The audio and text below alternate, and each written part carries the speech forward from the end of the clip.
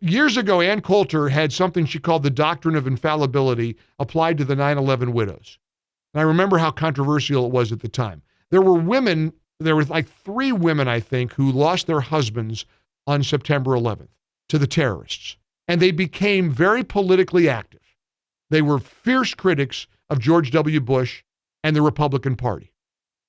And their defenders would say, you're not allowed to criticize them because they lost their loved one on 9/11. And Coulter called it the doctrine of infallibility. They got away with it. They could say whatever they want, and it was hands off.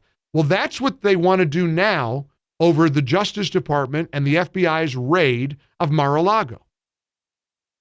First of all, they're so ridiculous that they are literally pretending that a raid wasn't a raid. We played the montage the other day of all the dumbbells on TV saying it's not a raid, it was just a process. It was a procedure. It was just an act. It wasn't a raid. Yeah, a raid is a raid is a raid. They come knocking on your door and they go rifling through your wife's underwear drawer. That's called a raid. If they're going through a list of getting to seize documents for everything that Trump did for the 4 years he was president, hey, newsflash, that's a raid. Now, their argument is you may not criticize the Justice Department or the FBI. Well, isn't that classic? Well, of course they want that. They don't want any accountability. They don't want any criticism directed to them. It's very shrewd. But nobody's buying what they're selling. You're allowed to obviously there's no tolerance for violence.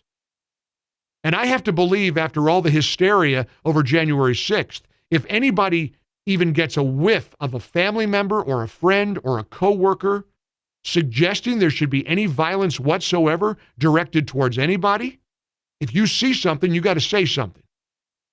You must be part of the solution, not the problem. I don't believe for 1 minute that we're on the verge of a civil war. But that does not mean Americans aren't angry, because we are. And we're confused. And we're a little bit frightened because nobody knows what they're trying to do. And at this point, the Justice Department owes us an explanation. The American people have a right to know. The American people have a right to know what they were trying and what they are attempting to do. They can't let this hang over America's head for weeks and months. And if they do, well, you probably have your answer. It was a fishing expedition and they came up short.